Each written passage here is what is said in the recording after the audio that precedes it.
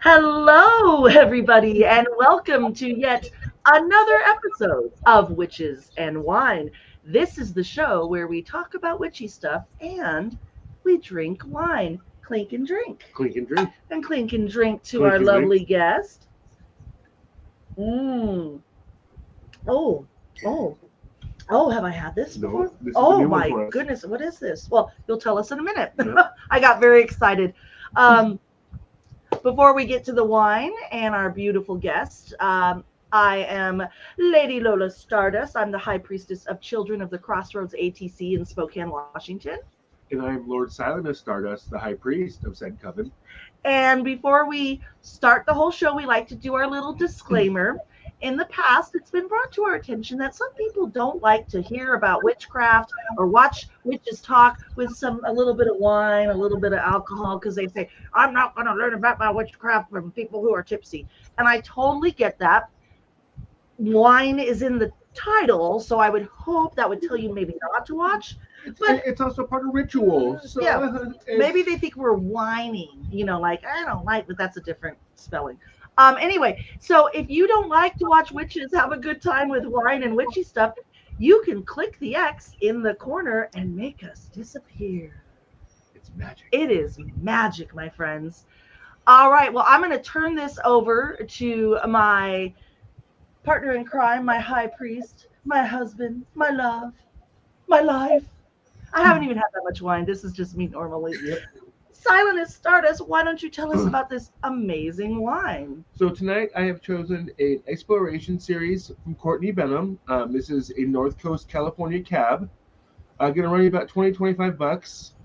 Very dry for an American style Cabernet. And not very tannic, but it has lots of deep dark fruits, some cassis, a lot of oak, and like I said, very surprisingly dry for what this price point offers. You only, like I said, $20-25 and much drier than you're going to expect. So if you like a really dry cab, check this thing out. Courtney Benham is a very revered winemaker.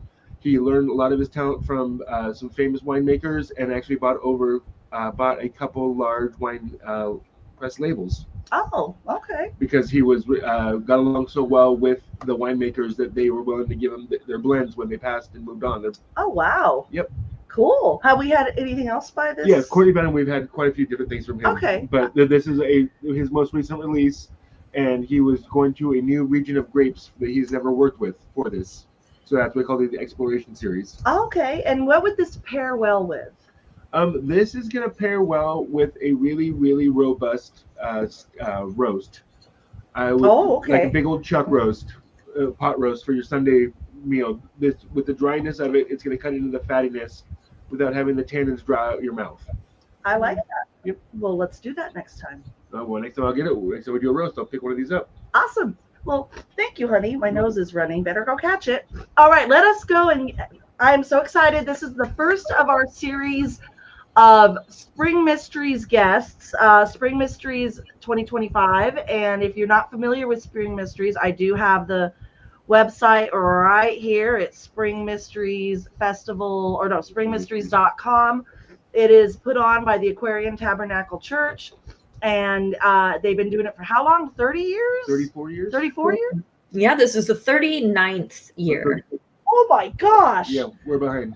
We're a little behind. So yeah, this is an amazing, life-changing festival. I highly suggest that you attend it at some point in your life.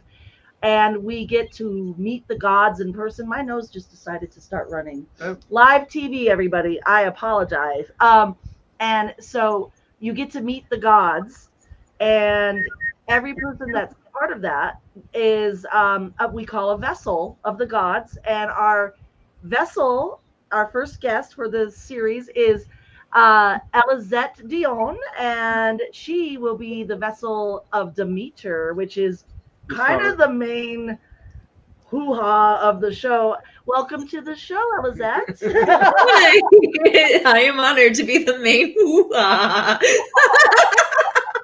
Well, main hoo-ha. Between you and your crotch fruit, you guys kind of have it held down. That should have been for Balbo this Friday, calling her because we're gonna have Balbo vessel this Friday, the main hoo-ha. Next sticker. The main hoo-ha. Anyway, welcome to the show, Elizette. I'm really excited to have you. Yeah, so would you Thank you. I'm honored.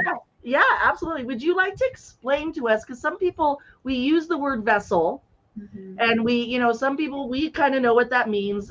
A lot of people know generically what that means, but what does that mean in association with this festival, being a vessel of the god? Can you explain that?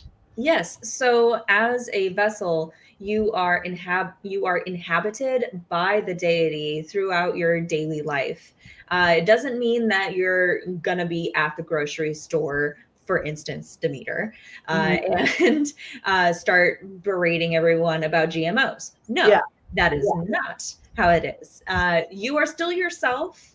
You just happen to sometimes have inspiration downloaded during your daily life. So I can be at the grocery store and look at maybe a chicken and think, well, I understand I cannot afford the organic non-GMO chicken, but I'm going to cook the heck out of this chicken in the most holy way that I can. Yeah.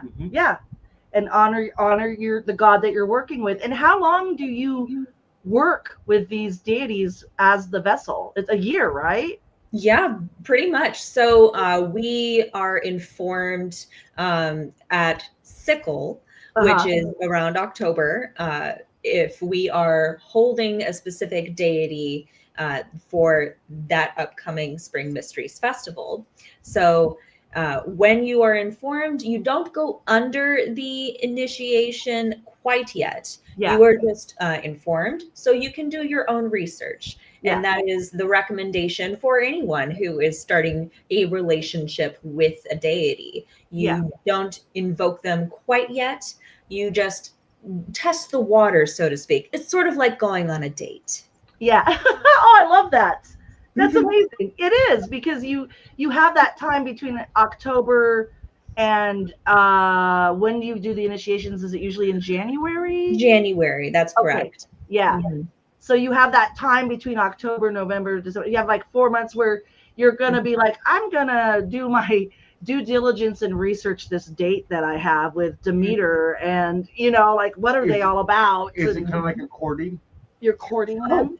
Yes, absolutely. Give them gifts, listen to everything they have to say, and you talk to them every day. And the best thing about it is it's not like one of those awkward texts to your significant other in the morning. Hi. Yes. Hello. Yeah. Anything else new and exciting? No. No, it's a lot more holy than that. Yeah. And it's inspiration. I like how you use the word, what inspires you, the inspiration, the downloads. I like that you guys use that word, because it really is, because you're in that energy and you're looking at your everyday life through that deity's eyes. And you'll see like things pop up that are like, oh my God, that is so Demeter, or that is so Hecate. Can you tell us what your experiences have been since you were announced and then initiated into being Demeter? Yeah. So what I have noticed, and it's my usual process whenever holding a deity for Spring Mysteries, it usually starts out sensory and then it builds on itself. Okay. So for me, sometimes there's a specific food that I crave that I normally don't crave. Like honey tastes so good. Ooh, I can't believe it just tastes so good. Yeah. Or I can taste my flavor palette has really developed itself. So it's just, wow, is there something different about this dish, Mom? Yeah. No, it's the same. So you're tasting it through the deity's energy. I say deity. I'm going to go back and forth. You're tasting through their senses and it's what I really enjoy about it, because I've done it. I've been a vessel for the online festival. But what I discovered was you really, it's not like they're possessing you, or but it's so much of influence and inspiration. It's so it's hard to explain, but when you're there and you're experiencing things, I don't think there are any coincidences that happen in our life when we are taking on these roles, taking on these deities. um Is it it, is it kind of like having a tag team partner at all times? that's a good question. Well, somewhat, but you have to realize that you are always responsible for your own actions. Hmm. One person who is invoked, they cannot have the excuse of, "I'm sorry, but I was invoked during that time." Yeah. That's no excuse. That's why it is always in the minds of the directors for Spring Mysteries that a person is dependable, they are responsible, and they are responsible not only because they are prompt to places, but because they understand how to treat people well, that they are a effective member of clergy, because it's not just being someone who can look pretty on stage and learn a bunch of lines. It's not just acting, it's being clergy and Yeah. ministering to people. That's why we have Shrine Row. Yeah. Yeah. Tell us about Shrine Row. Shrine Row is amazing. It's like when time stops. Mm. It is a long line of different shrines that are dedicated to each of the Greek pantheon. So if you've ever really wanted to have a one-on-one conversation with the deity that has been speaking to you that year, or has shown up in your dreams, or you're just a big fan, you Yeah. go and you have a conversation. What I've loved about reading other people's interviews online or their testimonials, they go because it's expected of Spring Mysteries. What else are you going to do with your time? Maybe I might catch them not really being invoked. They're just actors, right? Yeah. No, they get No. caught off guard. They get swept away with the fact of, this guy is really Aries. This Yeah. guy knows my history that I didn't tell them, Yep. or they say something specific, like a phrase that's been in your mind that you Hmm. never said aloud. Yeah. That's always my favorite thing to hear, because it blows me away every Hmm. time. Well, and I like it that you said, you reminded us that it is clergy work. It is because this is a religious, spiritual experience that we are going to experience with the deities themselves. Mhm. And it is your responsibility as the vessel to treat that with respect, and to make sure that people, because there's some people that are going through stuff, like when I was Hecate, I had a lot of people experiencing the loss of of parents dying, or my dad was dying when I was Hecate. So that was my personal experience, and I'm so glad that I worked with Hecate through that whole time. It Mhm. helped me get through that. But I was having people come to Shrine Row. We did it online, and they were having really similar experiences. Mhm. And as Hecate, I mean, I'm still Lola, but as Hecate, because I've been working with her and she's giving me messages, it was my duty to relay these things to them. And Mhm. because I've had the training, and not just, like you said, you're not just an actress on stage, Mhm. you have training behind you to really connect. And it's wonderful way also to connect with people. It goes hand in hand. You can Mhm. have your clergy training and then do your Spring Mysteries deity work, and they both just go hand in hand. It's a beautiful experience. Yeah, and you just reminded me how when you are part of clergy and you um, provide your invocation at GodCon, Mm. um, yes, there are a lot of people who come to GodCon, but the gods choose, not just the directors, it's the gods choose. And Yeah. so you'll see a lot of people who are holding a deity at Spring Mysteries, they'll have a lot of similar themes from the deity in their everyday life. Yes. Not just because they're holding the deity, but because the deity knows. Yeah. And they want to be there for you, to escort you during that time. Well, and like, you have to kind of get out of your head. GodCon, if people don't know, is usually in July, June. It's now a midsummer thing. Yeah, it shifted a little bit on its time. It used to be Llamas Monologues, Yes. but then it turned into #GodCon, Yes. and it just swept away. Yeah. You'll see people that sometimes they're like, I gotta audition for a part, and it's like, it's a combination, I think, of all of that. Yes, the directors want to see, first of all, can you hold deity? Mm-hmm. Right? It doesn't matter what deity you're holding. Can you hold deity? Can you treat it with the respect? Are you able to do that in front of people? And what is the message and the connection and that relationship that you're having with whatever deity you are doing at GodCon? How does that look good? Is it work good with that person's energy? Right. Mm-hmm. Right. Yeah. I know for me, my first role was Hecate, and I did GodCon online, and I did Lilith. I didn't even do a deity, and a lot of us don't. We don't even choose Greek deities that are. I mean, some of us do, but a lot of us don't, and so it's kind of, up for grabs. Like, what energy did they get from me?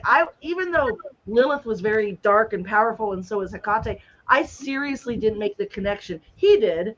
He just knew. He's like, you're gonna be Hecate. I go, no, I think I'll be someone different. Blah blah blah blah blah. Maybe Athena, strong, or Artemis, independent. I just didn't make the connection, which is so ridiculous. But at the time, I wasn't connecting it with Hecate. And then I got told, oh, would you like to be Hecate? And I was like, oh my God, like, even back then, Freddie knows. Oh, stop it. That's an inside joke. Will you just stop? But my husband did know. So can you tell us things that you've learned, like, for those people who maybe aren't familiar with Demeter? Because, we do have people, I know they are, but there's people that might watch this and go, I want to learn about Demeter. Can you tell us Demeter and her role without giving away too many secrets? Because everyone knows the story. Right. Who is Demeter, and what is she in the Spring Mysteries? Mm-hmm. So Demeter is the goddess of grain. She is the Great Mother.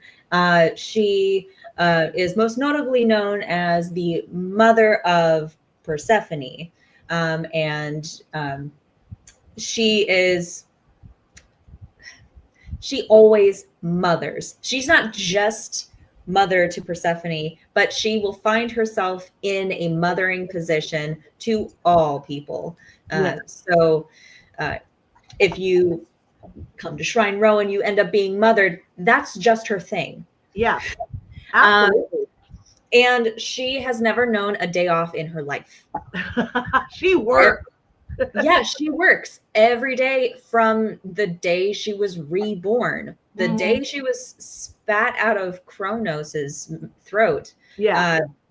She immediately got the job of creating plant life on Earth and feeding the mortals and everything. And she came out with a baby. So she's always been mom. She's never known herself. And so that's important to keep in mind too. Yes. Yeah. And so that is the headspace really of, I have responsibility. I must make sure everything is in order and that I am caring. I am nurturing. And also I need to make sure that this child is safe and sound and understand that I can be a helicopter sometimes. I was waiting for that term because I was thinking helicopter parent. She is the archetype for a helicopter parent. Yes. Which has its good things, but as we know, not always. Yeah. Mm-hmm. Yeah, you got to let your kid be on the playground and scrape their knee every once in a while. Exactly. So Demeter, this is the story. Can you tell us about Spring Mysteries? It's the Eleusinian mysteries that have been around how many years? 3,000. 3,000 years? Yep. It's Yeah. the continuation of the Eleusinian mysteries in the modern day, and in general terms, of course, it is the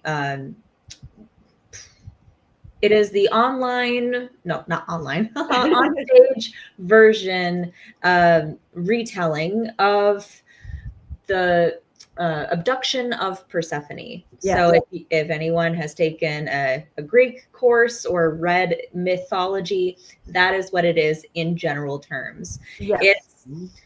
Yes, there are mysteries behind it because you can't really explain it. You have to be there to really get the knowledge. So that's why it's a mystery. Nobody can say it. Yeah, it's there are oaths that are taken too, because it is a special it's a special ritual or a special experience that, yes, you can't talk about it because it's hard to explain, but also there are oaths that are taken because it's so life-changing. I mean, when it's different every time, which is what makes it so magical, is every time you go, no matter how many times you've experienced it, it's something different, and you grow in a different way, and you come out asking questions and viewing things in a different light, and you're like going with the idea, hey, it's going to be like this. I've already seen this. I've already experienced this. I know what it's like.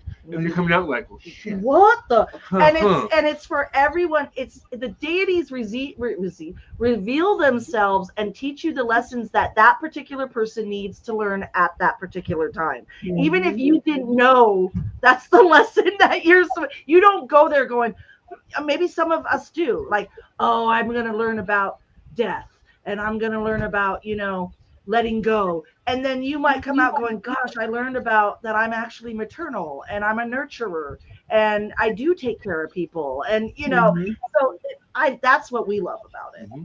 Oh, yeah. Yeah. I love communicating with everyone who goes to mysteries, even when I'm not holding a deity and I'm just showing up as Ellie. Everyone explains that they've been coming to Spring Mysteries for decades, and it's always been a hoot. Yeah. Now, can you tell us some of the lessons and the messages that you have been receiving from Demeter? Maybe something that kind of surprised you, or? Yes. Well, I always saw Demeter as I would my own mother. For my mother, as a child looking up at her, it was always, Demeter's just going to have me focus on the things I have to do to get everything in order. And I've been surprised that it's more about the richness of life. She really loves a good meal. She loves just hanging around with people, enjoying every single moment. And I mean, I don't know exactly the rating of the show, but there's a little. You're fair. It's okay. You can say whatever we you drink want. alcohol on camera. It's okay. and we swear. Okay. Well, it gets me hot under the collar quite often. Really? She's fertility. So. Oh, well, yes, she is. So I always thought, mom doesn't think about those things, right? We don't picture our parents as sexual beings, but it's like, right. We're parents. We're parents. We are sexual beings. Yes. Right. Real quick, I don't mean to interrupt, but I want to make sure that questions get answered. Daniel says, when working with Demeter, what would you recommend for offerings? Basically, she understands what you have, so don't go out of your way to buy anything truly expensive. When it's given with a heartfelt feeling, that is most important. If you have bread that, like, you've made bread, she would love a slice of that. Doesn't matter if it came out burnt. You made it. Or you have a piece of art that your 5-year-old made that really warmed your heart, put that on the cabinet or something. Yeah. Have her see it. Yeah. She'll just love it. It's Anything. It's like giving gifts to your mother. Exactly. It really she'll is. just love it. Yeah, I love that. What are some other things besides she loves being around people and whatnot? Have you had anything that has really like blown you away? And even if it's something we already kind of would associate with Demeter or not, what has that been?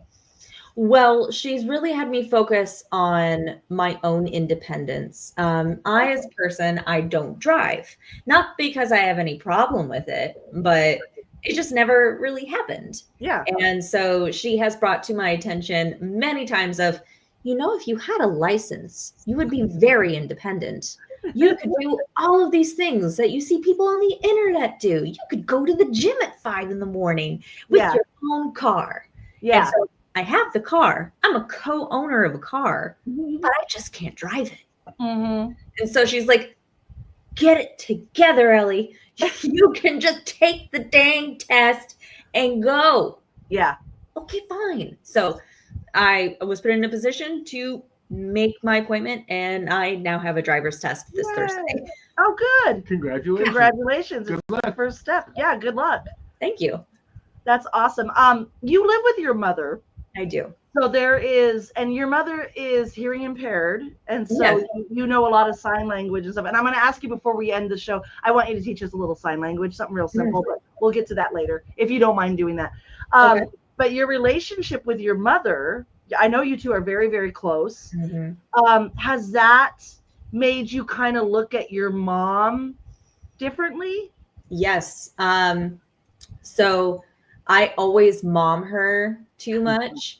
So even before holding Demeter, I'm always like, I am helicopter daughter. Okay. Yeah. Like, okay. Are you going to be okay today? You're hanging out with your friends. Okay. That's cool. That's cool.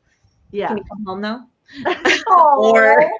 or like, oh, I'm sorry that the dinner didn't turn out too well. I'll just buy us a pizza. How about that? But sometimes it's my favorite moments are it's late in the evening. She's tired. We've enjoyed watching a movie together on the couch. So I take her to her bed because being deaf, she has a problem with balance sometimes. So if she's, fully awake and stuff, she's fine. Yeah. But if it's in the dark or if she's really tired, balance is going to be an issue sometimes. Yeah, so the equilibrium. Yeah, the exactly. equilibrium is off. Yeah. So I take her to her bed and I tease the heck out of her. You put these toesies in this bed. Oh my God. And then I tuck her in, and then she gets me with a tickle fight. Oh my gosh. She gets me. That is the sweetest freaking thing I've ever heard. And you are just, and this is the thing I like about working with Demeter too. You don't have to be a mother because you don't have to have a kid. No. Right. We are all nurturers. And that right there, I mean, no wonder you're working with Demeter. No wonder that it's your time. You're a nurturer. You take care of your own mother. I think that is so beautiful. Well, yeah, but you have a very soft energy to you. You're very comforting to be around. There is never any weird aggression or odd energy about you. So it makes sense. It makes sense. That's why when I heard that you were Demeter, I was like, oh, yay. Like, we don't interact a lot, but when I've interacted with you, you're just a joy. You're just a joy. I just think you're one of those people that, because when we gather at the Mother Church for GodCon or anything like that, or even a festival, there's a lot of freaking energy. I think the last time I saw you was a couple of years ago at GodCon. I said OddCon. It can be OddCon. And that's when I did a Aphrodite thing. But I remember there were times when there were because you get a bunch of witches in the same room or the same space. It's a lot. And I would just pass you and go, hi, Ellie. And we would talk. And then you just automatically calm. Yeah. It's a calm, authentic energy. Yes, it's beautiful. Just wanted fantastic. that you have that, and I think you're just gonna, you working with Demeter is absolutely perfect. It's just perfect. Yeah. Um, have you learned any lesson that is maybe difficult, a difficult one, or has it been Or pretty create pretty a challenge you didn't think you were or going to a experience. challenge or anything with working with Demeter so far? Um, well, well, one of my biggest nightmares is living a life without my mother in it. And so it is difficult to acknowledge that there would be such a time in life where that would occur. Mm-hmm. I would have to grow as a person and take and understand how life would be in that moment where, yes, I am already established as my own person, but how would I move on?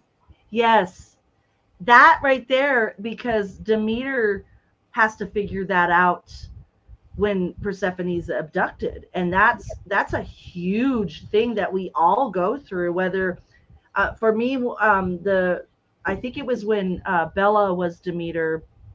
Was that the last in person we went to? It was the last one before pandemic, so I can't remember Right.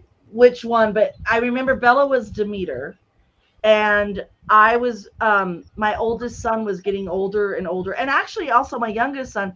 They go through different phases where they don't need mom as much, Mm-hmm. and it was really hitting me hard. Like I was like, they don't need their mom anymore. You know, they're like, whatever, mom.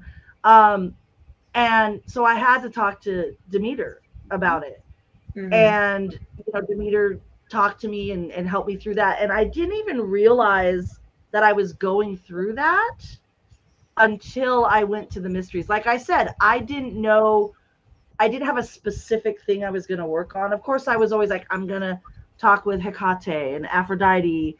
Mm-hmm. But during the mysteries that morning of my son's growing up, it hit me really hard. Yep. And I Mm-hmm. went, that Demeter was the first one I talked to on Shrine Row. I usually go to Hecate and Aphrodite because those are the longest lines usually Besides Demeter. besides Demeter. But I gotta hit Demeter first. I have to, because this obviously is something I need to work through. And that is what's beautiful about it, is it does bring up our shadow work. It brings up our grieving, mourning, um, some of the hurt we're going through. So Yeah. you going through that and trying to imagine what life would be like without someone that you love so much, it doesn't matter who it is. Yeah. That is what Demeter goes through. Right? Yeah. So I was making sure Mm-hmm. you heard. So that's a tough one. And my heart goes out to you. Um, but yeah, I'm very excited Mm-hmm. that you get to hold Demeter. I can't wait to hear about your experiences. I do want to talk about a few other things. We Tell us who you are. Like, give us the intro of what you do and who you are in relation to the Aquarian Tabernacle Church, and what you do for them. Yeah. So I am a student of both Belladonna Laveau and Dusty Dionne. I have taken their legal last name as my namesake Yeah. because it just feels right. And I am a second degree in the Wise tradition. Um, and I have held roles for Spring Mysteries for about the last 7 years, Yeah. Mm-hmm. which is awesome. And I also am the publisher of Wicca Press, which Yes. is a publishing house for the Aquarian Tabernacle Church that is really soaring this year. On the side of that, I go to as many church events that I can. Uh-huh. And it's a benefit that it's in the same state, but Washington State is so big. Yeah. Yep. You It is. just how many hours it takes to get anywhere. All Yeah. right. But How far are you? Where are you at in Washington? I'm here in Olympia. She's down by. That's the right. hearth. So that's right. That was by the hearth. But you're 2.5 hour drive every time you want to go to the mother church. Mm-hmm.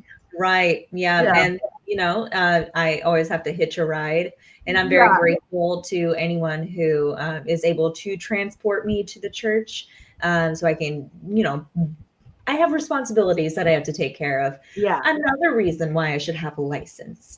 There you go. Yeah. That's independence, and you don't have to depend on others. That's a big one. Yeah. Yep. Yeah. And you were talking about you've been the vessel for many other deities for Spring Mysteries. Can you give us a list of those that you held? Well, my very first role was holding the Oracle of Delphi. Mm. And then that's a big one. It was a big adjustment. It's not a huge role per se, but good Lord, that's a heavy one. Mm-hmm. Yeah, and it was very formative to my invoking experience, because yes, it was a really big, energetic invocation for me to understand, but it helped me understand myself. I can't just go into it halfway and just, oh yeah, I'm holding the oracle. Yes, I kind of get a prophecy. No, you gotta go balls deep. Well, I remember working with you online, and you were not the oracle, but we were doing a rehearsal, and I can't remember who the oracle was at the time. It might have been Liliana. Mm-hmm. And the directors were like, can someone kind of invoke the oracle so she can see what that looks like? And you did it, and I remember you doing it, and it kind of you went. I will always remember this. You did it, and you got through it, and you went.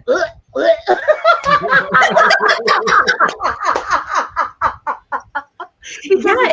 It's a lot, and you were just kind of like, I'm not ready for that. Yeah.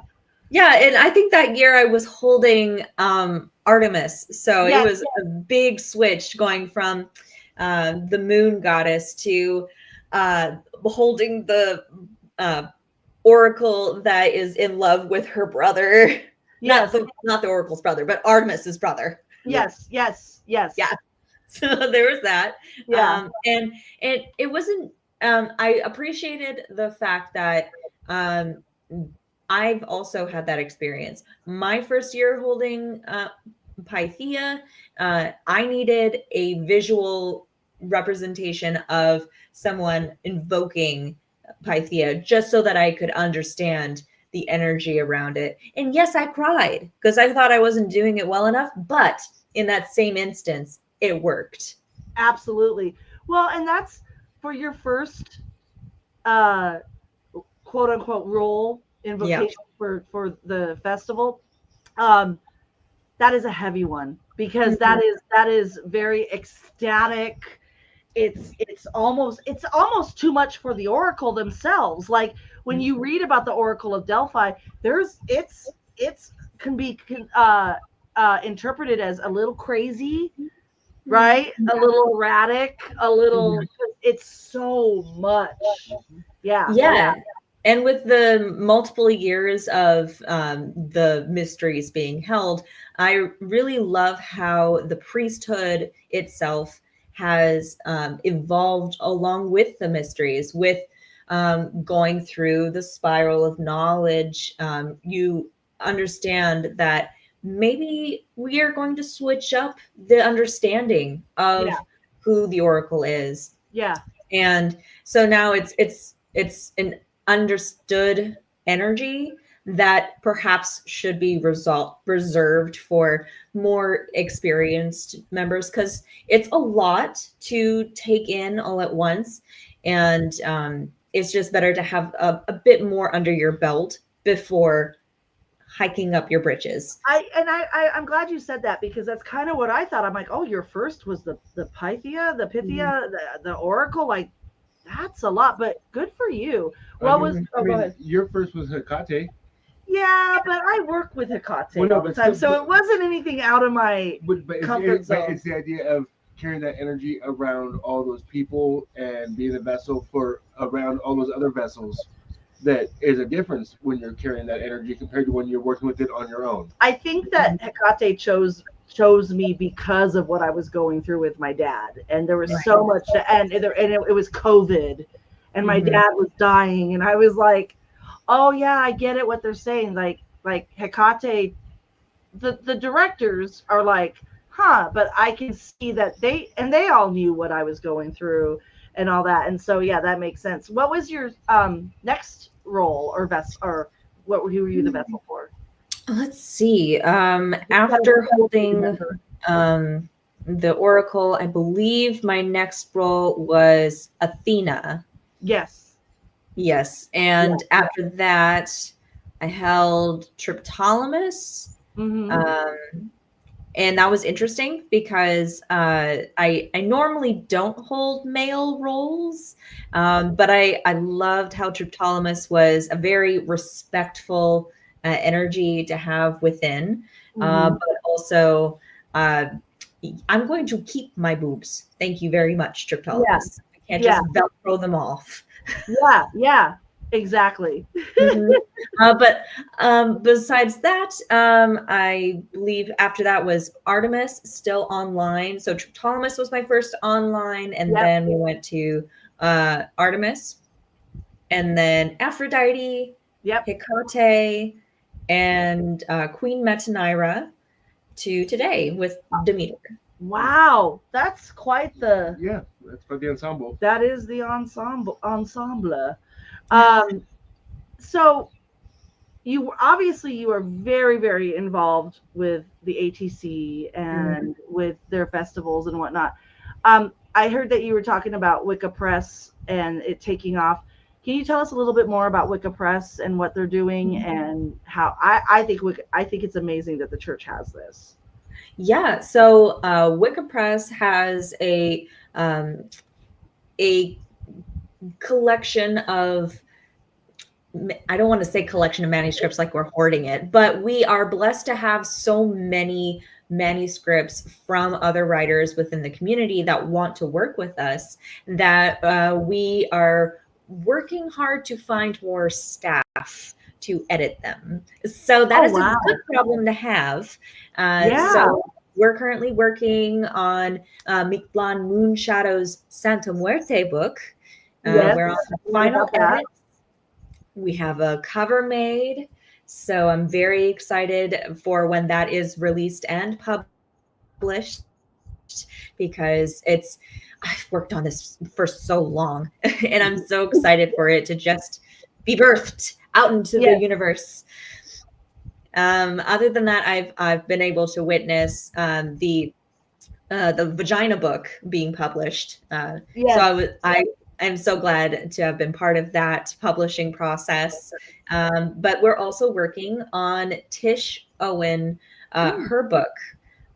She will be at Spring Mysteries, so that is the intention. We hope to have it ready by Spring Mysteries, but I won't make any promises since there's always sometimes a hiccup. But that it would be fantastic to have that prepared and ready by that time period.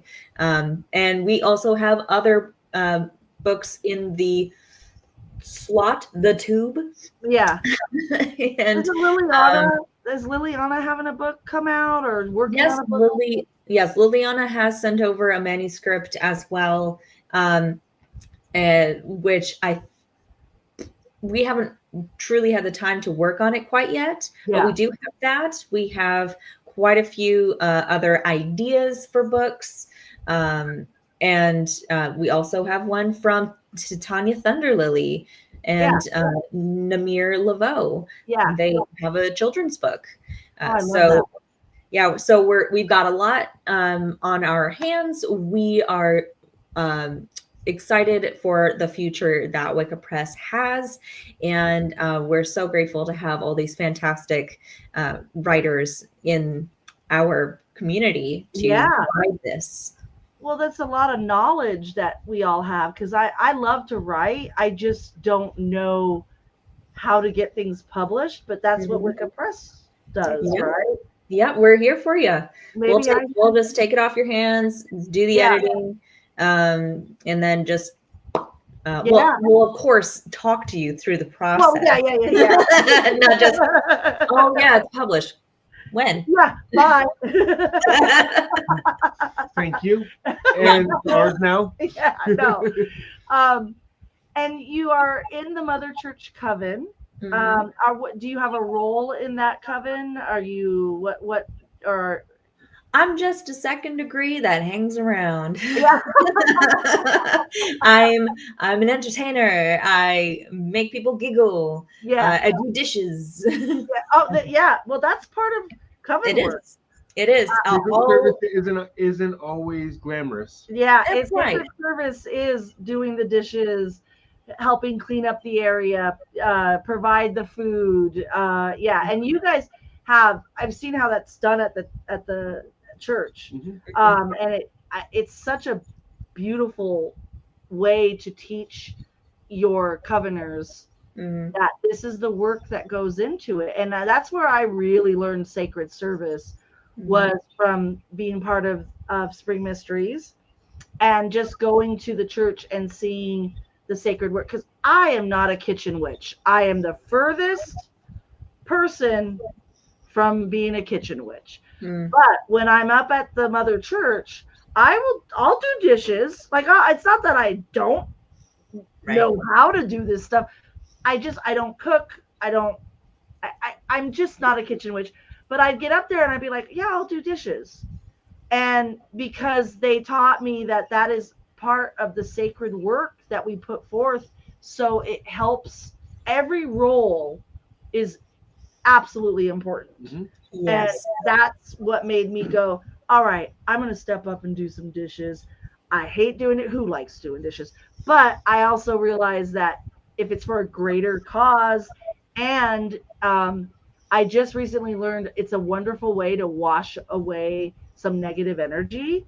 Because we have a Discord channel that we do daily rituals, daily devotionals in. And someone said that, like, it's a great way. It was Maritza said, doing dishes, I just wash away all the negativity. And I'm like, oh my God, yes. Well, it's a way that we can honor Hestia every day. Yeah, we honor Hestia with it, because she doesn't want the big, to-dos. She wants the mundane. And just like Demeter does, she doesn't necessarily need a grand gesture. She just wants a gesture. The comforts of home and family. My favorite phrase is always, many hands make light work. Yes, absolutely. I love that. I want to talk about, you've been getting into acting lately. Yeah. You were just in a play. So now, have you been auditioning? Is this something that you are going to really pursue? Yeah, so I've been submitting auditions through backstage.com, and I'm hopeful that it takes off. I have learned from watching a lot of other interviews of other notable actors. My main dream is to be in video games, but that's a big deal. I need to have, callbacks first. So I've learned through other people's interviews that 80% of the acting game is auditions. And so I'm trying to make my peace with the fact that I'm most likely just going to be sending out auditions, but there will one day be a project that will be there for me, that I will enjoy, that I will return to every now and then in my memory, because I'll be so grateful to have done that project. Like with this microphone, I sent out maybe 5 voiceover auditions last night. Yeah. And I've sent a few other acting in-person auditions at Backstage.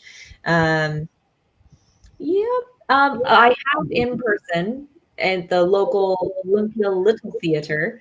I've done Have Yourself a Crazy Little Christmas as Mom. Yes. So it was a fantastic Christmas play. I enjoyed it. Nicodemus Shadow Sky was my husband on stage. So we were able to help bring the play to life, as well as nurture these wonderful child actors that were also on stage with us. So That's they awesome. blossomed on stage. Oh, that's That's awesome. amazing. So, what made you get the bug for this? I mean, okay, so we were talking before we did live. We were talking about the experience that being the vessels for these different deities and whatnot. That kind of gives you the act. Is that where you kind of got the acting bug from? Yeah. So even though, Spring Mysteries does have the ministering aspect, it's very helpful to have that baseline of being Performer on stage. Yeah. And so doing it year after year, I've realized that there's a structure that I really love having, learning lines, being reactive, crying on demand. Love it. Yeah. And so after a bit, and because I'm 29, the big 30 is coming around. I had to spend some time thinking, well, what am I going to do with the rest of my life? Yeah. And I thought, okay, well, do I just want to have my office job? And that was really depressing to think about. However, after, of course, playing Baldur's Gate 3 for a very long time, it's been, a whole year. I'm never tired of it. I was very inspired by watching interviews with the actors and whatnot, and their experience of getting into acting. One of them, he said he had an office job and he hated it. Yeah. And he decided enough was enough. He had to try doing something else. And so he also played the audition game until one day he just hit it and he got into a video game. Yeah. So that's a big. Why not? Well, I've watched plenty of videos because I'm a big Baldur's Gate 3 fan as well. But the ones that have been interesting, Asterion and Karlach, the voice actors for both of them have really gone in depth about how they got into their character and continue experiencing it. And how they keep that mindset to be able to stay in character with what it was. Yeah. And also, I wanted to also hit on the fact that with holding a deity for Spring Mysteries, what I love to do as part of the process is play an RPG as the deity. So it helps me get into the mindset of what would the deity say in this scenario. So I don't have to put myself into some crazy scenario. The deity will help me experience. It's sort of meditative. So like 2021, I held Artemis. I played Fallout 4. And my favorite was some guy in the game was trying to sell me his dog. I failed the conversation. He didn't sell me his dog. Artemis came out and said, bold of you to assume it's not my dog. That's amazing. Oh, I love that. And I'm doing playthrough right now of Baldur's Gate 3 as Demeter, as a druid, looking for Persephone throughout all of Faerun. Yeah. It's going great. That is so creative. That is, did you learn that from other fellow vessels that do that? No. That's just your... the pandemic really got me bored. So all that I could do was play video games, and RPGs are pretty much all I play. Might as well make Artemis as the mother who is fighting all these ghouls in a post-apocalyptic world. Yeah. Oh my God, that's brilliant. I know. I've been inspired because I too like to play a lot of RPGs. Yeah. So I'm like, oh. Right. I love that. I'm so glad you shared that with us, because I just find that fascinating that it doesn't matter what we do in our mundane life. You can find just about anything we do to work with our deities. That's what's so amazing about our gods, is that they're with us and they communicate with us in ways that are going to make sense to us. For me, it's music. I love music. I listen to music. I dance to music, and I get inspired by that with particular deities. I'm just like, oh, this is definitely a Demeter song, or this is an Aphrodite song, or this is Hecate, or and it just adds that extra um, jolt of just excitement and feeling like we're really in tune with something that I am proud to call myself a witch. I am proud to call myself Wiccan. I am proud to call myself someone that sees the magic in all of the mundane. Yeah, and the deities really love being part of what is really part of your fascination. One of my so my patroness is Hecate, Mm-hmm. and because of all the Baldur's Gate 3 everything, she has shown up in my dreamscape as Lolth the Spider Queen, and I'm Ooh, just like, I'm a little scared, but I'm also interested. What is your message in this dream? yeah. Even if you are monstrous and a drider as well, I will love you no matter what. Okay? Like, oh, that's Right. lovely. Okay? Spider, spider, spider. I love that. But does Love really love? As long as she's being admired, she loves. Yeah. Yes. Yes. He knows more about this. Nerd talk. Nerd talk. I'm not a video game person. I watch them play their video games. I have sons. Okay, I got boys that love video games. I got this guy that loves video games. I've watched a lot of video games. I enjoy it, but Mhm. I don't play. So, Oh, but that's yeah. okay. Yeah.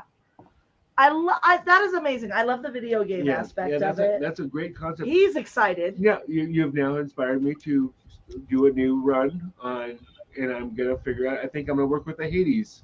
Oh, Yes. Oh my gosh.